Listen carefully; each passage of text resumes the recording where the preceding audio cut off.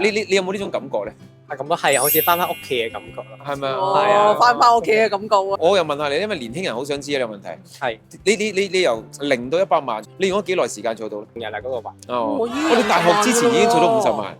差唔哇多。咁我哋係因為我嗰時係北北印啦，嗰時係差唔多係幾度0度咁樣嘅。哦所以係嗰時係凍到我全晚喺架車度係冇瞓，所以又會嘈啦。跟住隔離嗰啲有啲狗喺度叫啦，跟住有啲小朋友 BB 喺度喊啦。所以其實嗰晚都好似好悲慘噶嘛，走難嗰啲咁。好難忘㗎嗰晚。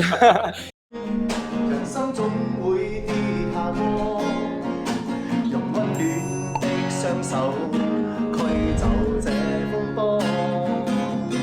人生總要奮鬥，幾番風雨繼續走。若是你要擁有，一切靠雙手。早晨啊，大家好啊！你知唔知今日咧？你都見到呢位後生仔啊？係啊喂，大家可能唔識佢年輕人年輕人，其實大家對好陌生啊，佢樣貌。係但係咧，佢係主動聯絡我哋，咁我又覺得，我睇過佢個頻道咧，係佢好有誠意拍攝，同埋佢好有心機嘅。係啊。咁佢就話：不如大家出嚟認識下斯巴斯媽咁樣。其實我好羨慕佢係啊，係啦，因為咧佢係我哋年輕嘅時候咧都有佢呢種嘅魄力同埋嘅諗法嘅。係咁好多時咧就話講啊，我後生嘅時候我要做啲乜嘢，做啲乜嘢，佢真係實踐到，好犀利。佢係啊係乜嘢咧？嗱，首先我哋講緊咩名先 Hello， 大家好啊，我叫阿 Con 啊，咁我就係嚟自澳門嘅啦。咁我而家咧其實就係、其實前幾個月我就攞住咗嘅，咁我而家就係背包咁同遊到同遊世界嘅，咁而家就嚟到馬來西亞啦，就問老師巴斯媽嘅。但係大家唔好誤會喎，大家唔知嘅時候咧，係以為佢啲唔生性啊，係跟住咧就一味有錢周圍玩咯，唔想做工咯。搞 No 搞啦，個個都要攞詞㗎啦。 No 而家啲人最中意喺 IG 嗰度搞，跟住唔做工係最開心咁樣。其實佢唔係，佢唔係。係我哋先俾阿 Con 自己講啊，佢喺澳門嗰時嘅工作係佢係澳門人嚟㗎。嗯係大家誤會咗，有啲人以為係香港人啊，佢係澳門人嚟嘅。係咁阿 Con 你本身喺澳門嘅職業係咩嚟嘅咧？咁其實我嗰陣時係畢咗業之後咧，咁我本身係銀行咧，一開頭係做MT 嘅 management trainee，咁之後就去做埋VIP 嘅一啲銀行嘅 VIP 客戶經理，咁就可能有關做投資嗰方面啦，即係可能同客戶係嗰啲咩理財需要嘅話咧，就會幫佢哋咁樣咯。大家唔好誤會啊，唔係嗰啲騙財嗰啲啊，人家真係做嗰啲投資經理。因為頭先我哋食飯傾偈，互相了解啦，跟住先知道原來阿 Con 都好叻仔嘅。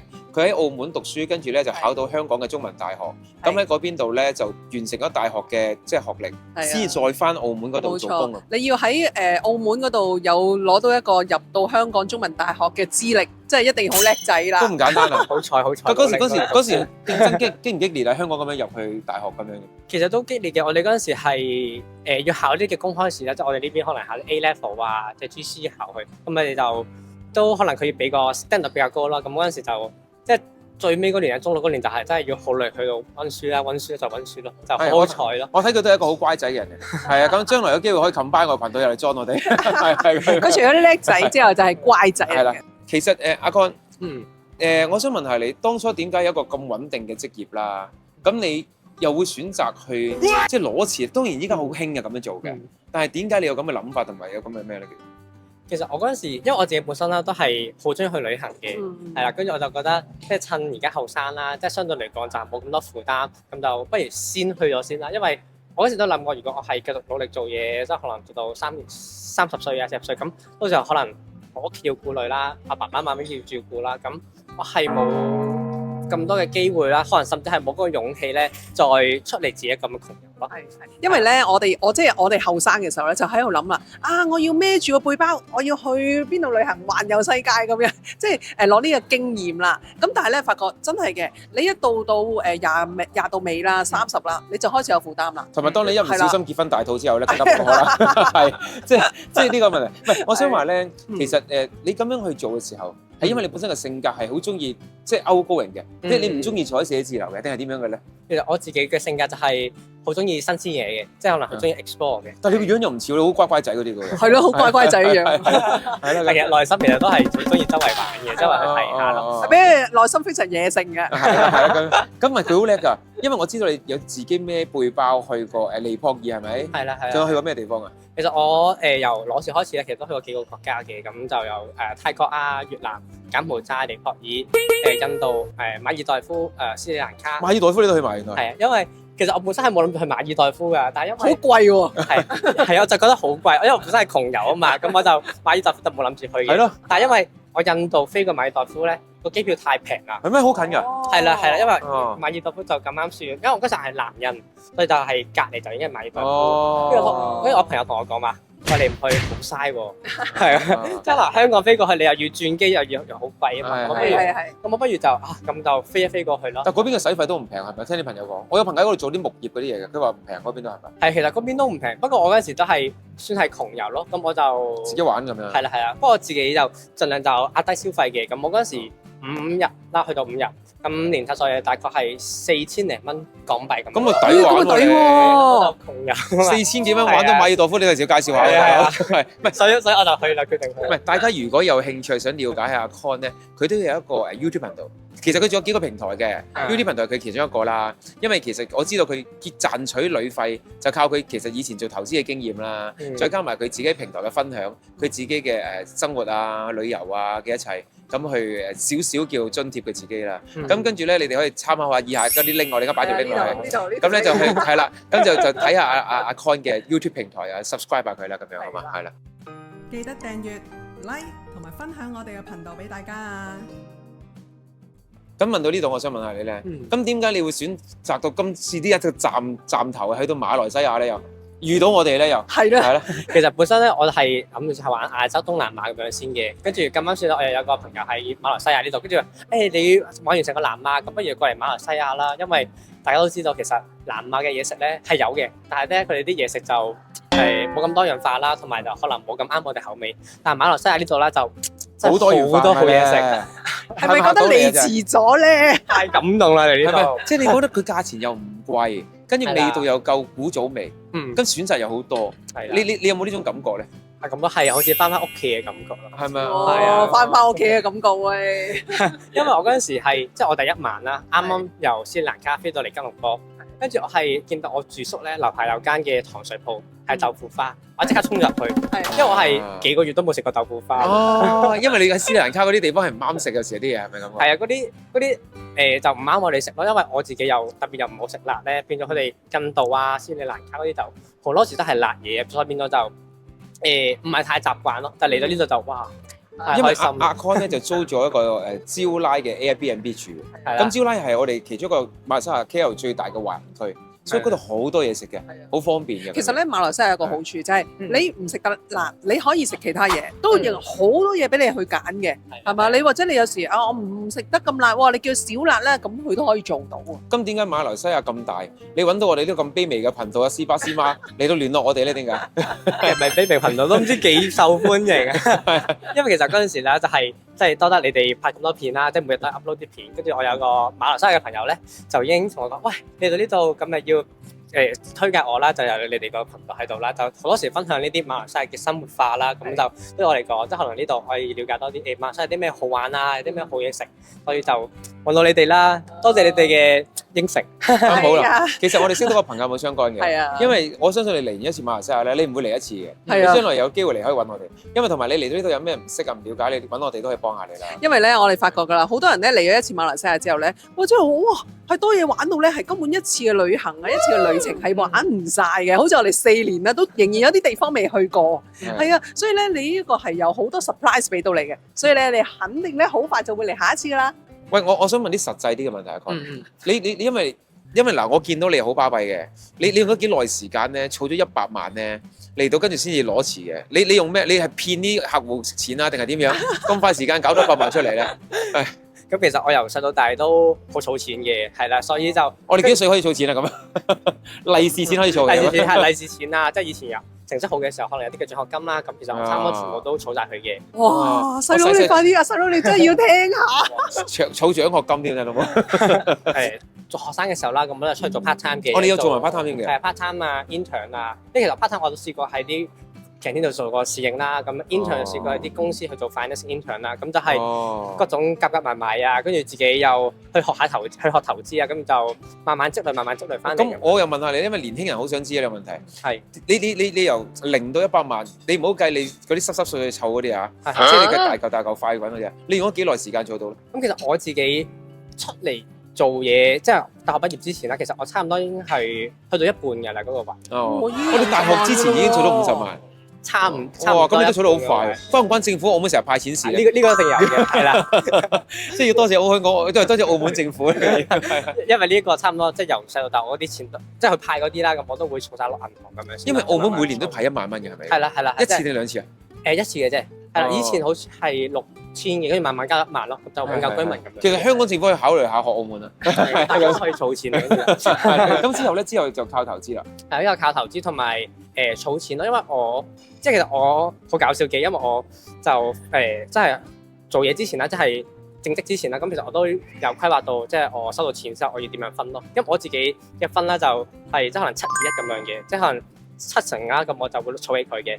咁2成咧就當家用，1成咧就係自己咁你好有使嘅規劃喎。係因為我嗰時就好想快啲儲夠錢，就可以出嚟背包去環遊世界。唔怪得知你，唔怪得知你讀工商管理啦。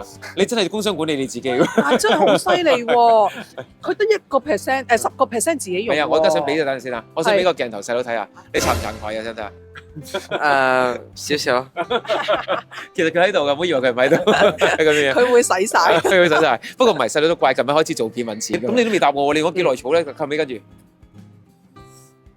如果1年得唔得啊？唔得，係即係可能我做嘢做咗2年幾咯。我2年幾， 2哦年幾，都算快啦。係啊2年幾以一個初畢業嘅人可以儲到幾十萬都好叻咯。其實咧點解咧？因為咧，我而家係話講時下年青人啦，通常咧賺到嗰筆錢，賺到個出糧就使晒啦。一係咧就儲咗筆錢之後咧，年尾去旅行，去日本咁樣啦。咁你好多時嘅旅行都使晒啦嘛。咁變咗咧，你而家就係話講，你係根本你係規限住自己，我70%係要儲起佢嘅。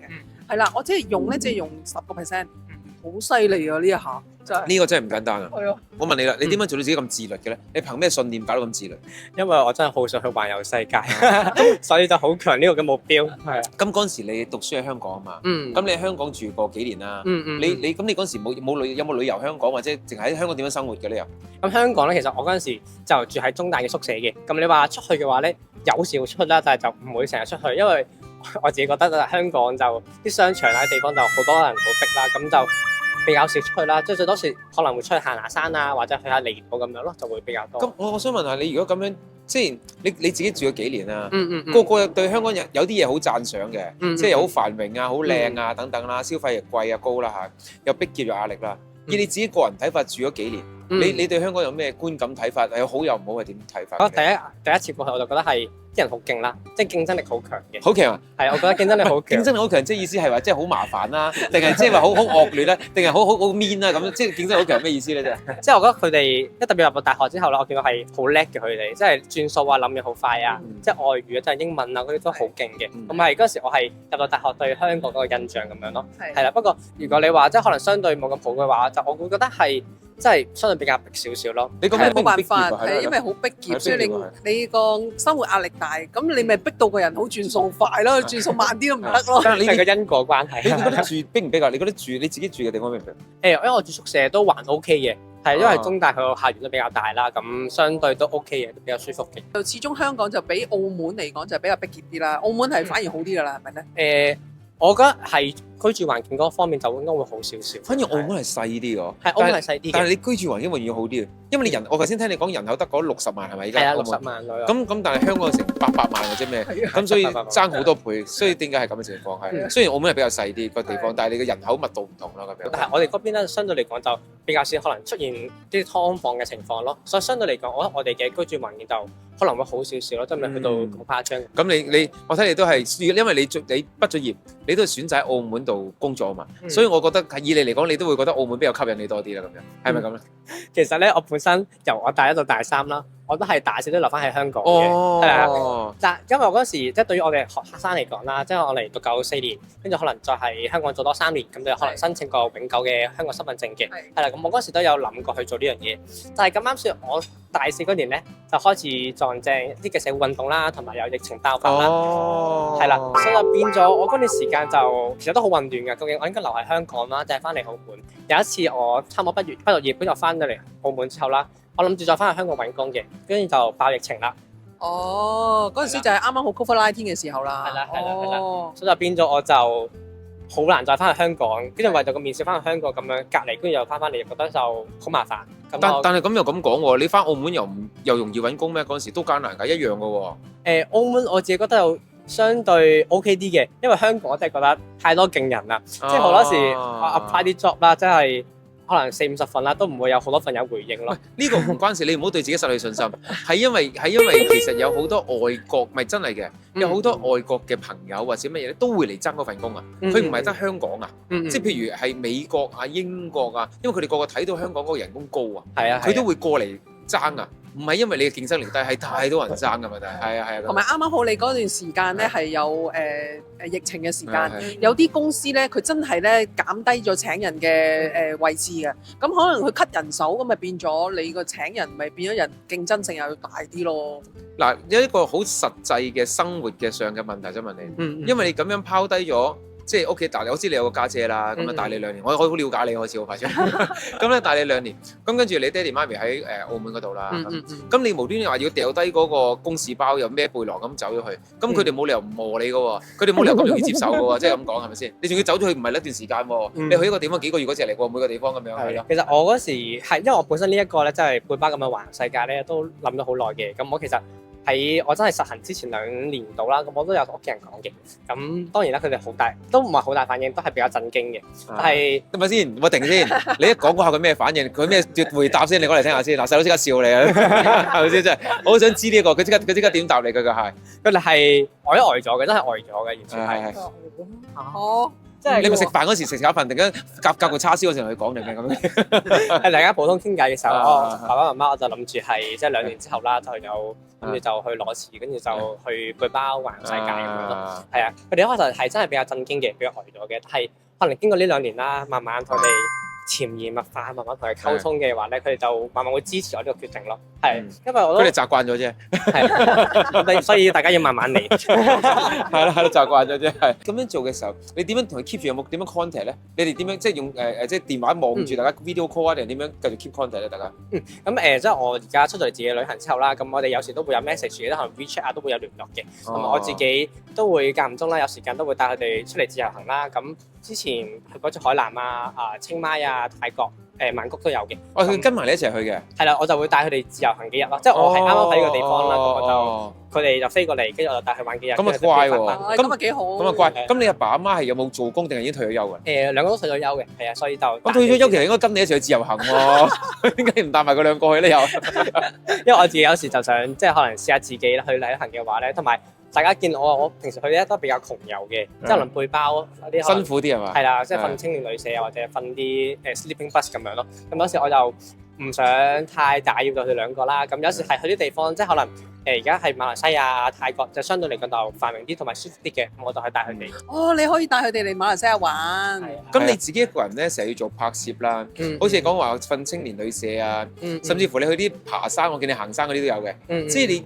咁多呢啲咁樣嘅拍攝同埋單獨面對問題啦，你有咩難忘辛苦嘅記憶或者係好想分享嘅事情講俾大家聽下嘅咧？即係一個人拍好艱難咁，我知啦，係咪先咁講？又要自己去旅遊安排，要揾地方、揾路線、揾車程、揾住宿，仲要自己問自己答咧。有時甚至乎可能病埋仲大件事喎，係咪先咁講？係如果話我最難忘其實都有幾件事嘅。咁第一次就係即係可能我印度啦，咁我就喺一個地方就坐隔夜巴士去另一個地方啦。咁因為我嗰陣時咧就隔夜巴士啊，係啊，隔夜巴士好危險嘅喎，10幾個鐘咯，係啦，10幾個鐘，係啊，因為我諗住佢個巴士係應該夜晚都行㗎嘛，點知咧佢就10點11點啦，停咗我哋一個地方，跟住我哋講話5點鐘會先再開車咯。哦，咁你做咩咧？但係嗰陣時係我哋係因為我嗰陣時係北北印啦，嗰陣係真係幾度0度咁樣嘅，所以係嗰陣係凍到我全埋喺架車度係冇瞓。你冇準備到衫嗰啲嘢咁樣？我係有準備，但係我冇諗過佢係會咁樣停咗喺度，因為平時如果你架車行嘅話都有熱力㗎嘛，佢起碼都冇咁凍咯。跟住我嗰晚係完全係凍到瞓唔着咯，係啊，所以就都咁你點捱過嗰晚啊？咁跟啊？冇，跟住係咁捉住自己嘅腳，係咁捉住自己嘅腳。隔離嗰時攬住佢咩？因為嗰陣時啦，佢停咗嘅地方，跟住我哋同車嗰啲有時啲印度人啦、當地人啦，佢哋又會喺度播嗰啲片啦，所以又會嘈啦。跟住隔離嗰啲又有啲狗喺度叫啦，跟住又有啲小朋友 BB 喺度喊啦。所以其實嗰晚都好似好悲慘㗎嘛，走難嗰啲咁，好難忘㗎嗰晚。又驚會唔會驚俾人打劫嗰類嘢嘅咧？其實我自己去印度嘅話，其實我覺得都算 OK 嘅。即係有一次我都係瞓隔夜巴士啦，我就將我個背囊咧就放到去上邊，即係嗰啲即係車牌上邊。我知啊，係啦好恐怖。跟住我就差唔多到嘅時候，我就攞翻個背囊嚟睇一睇，我係見到係開咗少少嘅，係啦。嗰下其實我都有啲驚。你個背包俾人開咗啊？係啦，即係最大個背囊開咗6-7 cm 咁樣啦，係啦。但好彩嘅係就係我係將啲重要嘢啦放晒入邊啦，跟住出邊嗰啲就係放喺啲水樽啊、遮咧，咁就冇乜事咁樣咯。但冇俾人攞到嘢啦。我托賴。但係我諗緊要嘅都係更新好啲係咪咧？係啦，即係重要嘢更新啦，同埋你係嘅話就放入啲咁樣咯。咁如果你有啲後生仔好似你咁，想攞詞喐啲又想攞詞又想寄語佢，即係佢又想去咁樣好似你玩啊？你有咩口信想寄語佢哋準備或者勸喻佢哋唔好咁咧？即係想點樣講咧？你覺得就係最緊要你知道呢樣嘢係咪真係你自己想要咯？因為其實而家呢段時間啦，其實就做裸辭啊，喺香港、澳門啊，甚至內地或者全世界都有人做緊嘅。但係唔好話因為人哋裸辭去旅行，你就裸辭去旅行咯。你要諗清楚，你係咪真係去做呢樣嘢先去做咯？如果你真係想做呢樣嘢嘅時候，你就開始即係計劃咯。因為特別對於我嚟講啦，即係去旅行，即係實際嘅，就算係窮遊都好啦，係要錢嘅。咁你係點樣儲錢啊？點樣去旅途上揾錢啊？咁就要一開頭會 plan 定會好啲咯，就安全啲咯。係。但係咧，我經過你嘅 YouTube 咧，我會見到咧，你係有好多經歷㗎。你遇到好多人啊，咁你會認識到咧，大家唔同文化啦，咁你會有一個，即係呢個真係一個人生嘅經歷嚟嘅，係啦。咁可能你到你打後啊40-50歲嘅時候咧，呢個係一個好好嘅回憶嚟嘅。係，佢好乖㗎，佢依家咁樣去旅行咧，佢繼續有俾家用佢屋企人嘅。咁同埋我覺得你如果有啲人或者女生咩成啦，佢係怕鬼嘅，識唔識樣做？我想問啊，唔係你覺得如果怕黑同怕鬼嘅人識唔識意做呢樣嘢咧？你覺得？我覺得都 OK 嘅，即係我覺得咧你有冇試過有呢個撞鬼嘅經驗？暫時未有，但係我覺得就係去旅行咧，特別係你自己一個嘅時候咧，你係成長好多，因為你知道你身邊啦，可能冇乜人會真係可以幫到你，咁有人幫到你好好彩啦，但係冇人幫到你嘅時候，你要一個人去解決晒所有嘅問題咯。咁呢個係一個好大嘅成長。係啦，男生就比較好啲，女生都有啲擔心嘅時候，係咪？係啊，即係安全嗰方面就要特別小心啲咯，女仔。係啦。好啦，既然你揀到馬來西亞呢一站啦，我哋身為馬來西亞站嘅代表，梗係要講少少俾你聽啦，姐。咁係啦，首先你有乜嘢地區性係你已經選擇咗玩或者諗住會去做嘅地方嘅有嘢？咁其實我而家暫時先會留喺吉隆坡啦，咁之後咧我就會帶屋企人就玩一陣自由行嘅，跟住就落新加坡，跟住就會再去東馬嗰邊咯。係啦，東馬好啊！我哋啱啱翻嚟啊，海鮮就係伊之班。海鮮真係一定要帶你爸爸媽媽去食海鮮，真係抵。咁你會唔會上下啲檳城啊、怡保嗰啲行下呢？都會啊！檳城嘅我諗住就會係農曆新年過去嘅，因為我朋友講就係嗰邊其實嗰個農曆新年嘅氣氛都好濃。喂，農曆新年我哋去檳城，到時你裝我哋，你記得你農曆新咩時間去？我應該係暫時我仲未機票，但可能初5、初7、初8呢段時間。我哋 exactly 喺檳城，我哋喺初。你直頭同我哋一齊拍，我帶你拍一個拜天公。好，我哋去拍活動啦。好，到時我同你一齊拍，我帶你去睇下。我哋新年再翻嚟，即係你中間 in between 再翻轉頭咁樣啦，喺新加坡翻嚟咁樣翻轉頭。因為我暫時就諗住係即係同屋企人去完新加坡之後，我就想上翻去坐開之後，跟住再飛去東馬。東馬由古晉環到去北面。跟住再飛翻，可能飛翻去檳城或者飛翻去吉隆坡，就睇睇時間。到時你唔使租 Airbnb，你檳城我哋喺個山咪你租。我哋租間 Airbnb 好大嘅，你可以瞓我哋嗰度，我哋好大間屋嘅嗰度一間。咁咧我聽你講會過馬六甲嗰度行下都係咪？係馬六甲嘅話就會等屋企人過嚟啦，就帶佢哋嗰邊行下咯。馬六甲係一個好有文化氣息同埋好有嗰啲氣氛啊嘅地方嚟。我覺得帶屋企人係好好。你咧就要夾佢星期5、6日咧有一個夜市嘅，你要夾嗰個夜市去，係啦，因為daytime 咧就係冇嗰個夜市冇開嘅，係啦，所以你要夾翻個時間。你唔緊要，你有咩唔明你睇我哋影片打俾我哋，係就會知道晒嘢啦。咁其實你喺馬來西亞咧，即係譬如你食咁耐，即係馬來西亞美食啦。嗱，其實馬來西亞有幾樣嘢好特別嘅，一個就係人種啦。你知唔知馬來西亞有幾多大民族？你知我三個三個你啱得出嚟，我嚟睇下。係華人啦、馬拉人啦，同埋印度人。佢都曉嘅喎，佢曉嘅喎。有冇食過啲咩美食先？我自己好中意食肉骨茶。肉骨茶。哦，你中意食肉骨茶嘅，超好味我覺得。你有機會，我哋可以 join 我哋一齊食下嘢。咁如果你再有留喺 KL，你有空閒嘅時間，你可以聯絡下我哋啦。咁跟住，即係我哋有啲食過嘅景點係唔錯，幾好食嘅。咁啊可以介紹下你去試下。咁啊，但係你自己食過之後，肉骨茶你中意之外，你有冇譬如嗰啲馬拉餐你又慣唔慣？馬來餐辣死你媽嗰啲啊！係你有冇食過？有冇食過？有食過椰漿飯，係啊，我覺得都 OK 都 OK。但係你始終聽你把口音，中意華人味嗰啲嘢多啲係咪咧？係啊，始終都係食慣咗，即係可能一啲中國菜唐餐咁末鐵扎拉嗰啲咁樣印度嘢，你有冇試過呢？又鐵扎拉都有，但係我就因為我啱啱喺印度嗰邊嗰啲翻嚟咧，我又唔係太想對住。佢又講得好真誠，呢個係真嘅。嗰邊周街都係呢啲嘢。係啊，即係好多呢啲印度餐咯嗰邊。雖然呢邊可能個口味有啲大，但係我就想試翻啲華餐。你反而你喺呢度咧，你試下佢哋嘅雲吞麵。佢哋嘅雲吞麵咧，雖然啲人個個都話港式好食，但係佢哋有佢哋嘅風味嘅。佢哋係有叉燒啊、細細粒啊，嗰啲味道有些少唔同㗎。佢哋啲乾撈啊又唔錯嘅。你可以去啲本地嗰啲茶室度食，係啊咁樣。佢個腸粉啦，又同香港嘅腸粉唔同嘅，咁佢醬汁又唔同嘅，咁所以咧如果你可以試下，你可以試下呢度嘅飲茶，呢度嘅飲茶又係同香港嘅飲茶。呢度嘅糯米雞又同你普通食開嘅糯米雞唔同嘅喎。係啦，即係呢啲好多特別嘢，譬如你有冇食過啲咩叫三間莊豬肉粉嗰啲有冇食過？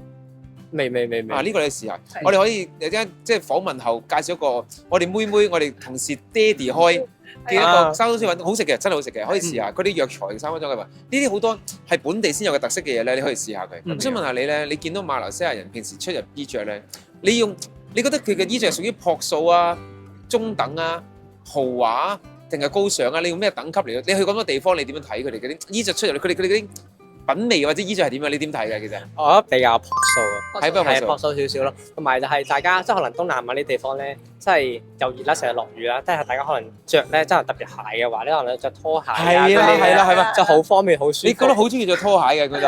我嚟到呢度好多時就着拖鞋。你都係咁樣係咪？聽除着咗，係啊，其實我好中意㗎，我係今日見你先着鞋嘅。我都係咁嘅，我都係今日先着我拖鞋。你着拖鞋，因為拖鞋你知好方便。我除咗有時揸車揸長途車覺得唔方便之外咧，着拖鞋最好嘅。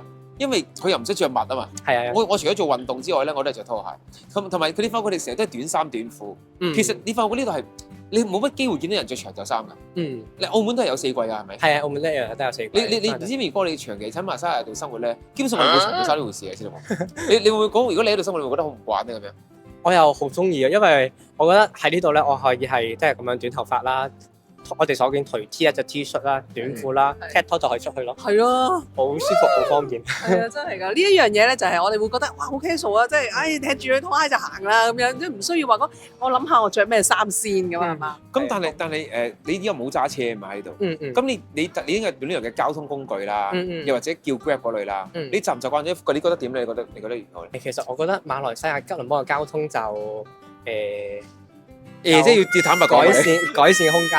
係啊，不過我覺得佢可能公共交通嗰方面好似就唔算太過便利嘅，我自己覺得係啦。因為佢啲地鐵站嘅出口唔會去到你目的地嘅好多時。係啦，好多時都要行啦。跟住就係變咗喺呢咁嘅情況之下啦，其實我覺得係喺吉隆坡嘅人啦，差唔多你每個人都要有部車喺度，所以變咗咧好多時你繁忙嘅時間咧，你落雨咧，你係塞晒人啲塞車啊！呢個我真係就見到好誇張，冇錯。咁你住咧？你住 Airbnb 嗰度屬於大定小，即係逼唔逼傑啊？你住嘅 Airbnb？我嗰度都算 OK 嘅，嗰度比較我自己一個人住都 OK 夠，同埋有幾多房嘅你個單位？我嗰間單位就兩房到啦，係兩房。度。咁兩房要幾耐？要幾多錢啊？一個月咁樣租法？我嗰陣時就係租一個月咧，就係港紙就2500嘅咁啊，2500喎港紙喎。係啊，兩房單位喎。呢個我租一間房，其中一間房啫。哦，咁即係其實你同 share 嚟㗎？係啦。哦，佢係咁樣嘅。咁你 share 個唔識嘅喎，你驚咩？你唔驚咩人嚟㗎喎？我覺得我都 OK 嘅啫，唔係太唔正常都得，因為即係去完瞓嗰啲 student bus 啊 hostel 之後，你覺得照已經可以接受。係啦，你正常嘅話但你會接觸到佢㗎？個另一個即係房嘅人你都會嘅，有時開門口時傾幾句。係咩人嚟㗎？都係外國人咯，係啊，都係外國人比較多。唔係本地嗰種啦。唔係本地嘅，係啊。哦，咁依你咁耐接觸過馬來西亞嘅，即係市面嘅嗰啲 sales 啊、餐飲業啊、喺街見面啊、阿叔叔阿姨啊，你對馬來西亞人嘅印象是如何？呢個問題好緊要，你小心啲答啊！印象是如何咧？你唔好揞住良心答我，你知㗎。其實我覺得就好 nice 嘅，因為好多時候我哋作為客啦，即係嚟到馬來西亞，其實好多嘢都唔知啦，即係可能我搭地鐵嗰啲，我全部要問人問路嘅。咁佢哋都好 nice 可以答我咯，即係唔會話 reject 你啊，唔理你嘅。甚至係有時我即係自己咧攞住個嘢喺度拍嚟拍去嘅時候咧，佢哋都好 nice，即係好少話會 reject 我咯。係啦，所以都。同埋佢哋啲方成日經常會報以微笑嘅，呢個都會。係啊，係呢啊。佢哋可能個心境啊，係相對地比較冇咁 stress 同埋開朗。咁佢哋好容易會報以微笑。咁你有冇試過同啲馬拉人，即係馬來西亞族嘅人去問嘢或者講英文去打聲招呼嗰類咁，你有冇試過？淨係玩華人講咧？你嘅經歷係我多數都係揾華人講嘅。嗱，但係我覺得你應該試下，你譬如你係因為你係拍 YouTube 噶嘛，你反而其實應該可以試下揾下啲馬來西亞族嘅朋友問嘢或者訪問傾偈，其實佢哋好 nice 㗎，其實佢哋好 nice 㗎，佢哋好多時佢哋咧嗰種笑容同埋親切咧，還要厲害㗎，佢哋真係。你可以試下，你應該未試過。係啊，你咧揾一個機會，你問佢哋嘢咧，佢哋真係好 nice 咁樣答翻你。有時咧，譬如話有時即係唔好意思，就係話有交通意外啦，佢哋都係好 nice 去幫你㗎。即係就算佢揸電單車嗰啲，都會停低去幫你嘅。係啊，嗰下係非常感動嘅。我相信你經歷過今次馬來西亞嘅，即係嚟緊玩完之後啦，你一定會唔捨得再翻嚟嘅，揾我哋嘅，係啦咁樣。咁你今趟喺度吉隆坡留低到幾時啊？即係大概咩時間？我喺吉隆坡就大概留到1月頭，係啦，1月頭跟住就會開始啦，屋企人去自由行啦。咁佢哋翻去之後，我哋繼續再去東馬嗰邊玩咁樣。OK， 好，咁我哋約定你新年大家一齊見面喺檳城啊！好，估唔到我哋嘅見面下一次係一齊拍攝，咪會喺檳城嘅。係啊，唔係佢而家係咁巧，我哋冇約過喎。係啦，我啱啱先知咯。咁我哋話一齊啦。你知唔知檳城其實新年氣氛係好隆重？係啊，我朋友同我講好隆重，所以就一定要過去。但係你有 book 咗地方啦咩？咁快脆已經？未 book 嘅，但我就係 plan 咗可能大概邊段時間會過去咁樣。哦，咁你記得 overlap 我哋嗰幾日咯喎。係啊。咁我哋可以 join 埋一齊。好啦，唔該晒你，拜拜。喂，大家，我咧有個新頻道咧 create 咗出嚟咯喎。其實個名咧就叫做咧 Mango HK CCTV， 獅子個獅喎。師伯，好多人問咧點解我哋咧開多個新頻道啊？你解釋下啦。點解咧？因為咧 YouTube 係一個大數據，而且 AI 係我哋嘅老闆。對嗰見到你個頻道咧，去到某一個程度多嘅影片嘅時候咧，佢就唔會 promote 到咁多俾你。同埋你每日有影片出咧，其實尋日嗰條佢當咗舊片，咁佢又唔會點樣推廣俾其他嗰啲陌生嘅觀眾俾認識喎。係咯。落咗個心機啊功夫咧，全部好似白費咗咁樣啊！咁咧，所以咧，我哋有見及此咧，我哋咧就開一個頻道，咁咧又唔可以一下子嘅，我哋遲啲咁咧就會將我哋原有嘅頻道啦，可能就1、3、5同埋星期日就出片，另一個新頻道咧就2、4、6出片。冇錯啦，咁大家記住，快啲去呢條 link 嗰度咧，就咧 subscribe 我嘅新頻道咯喎。咁點解要咁做咧，師媽？因為咁樣做咧，我哋啲片咧就咧有多啲時間擺喺度，俾 AI 去 promote 俾一啲新嘅朋友睇。咁相對咧，我哋嘅觀眾咧就會多啲啦。係啦，大家記得支持我啊！唔該晒。好啦，拜拜。拜拜。記得訂閱同埋 like 我哋嘅 channel 啊！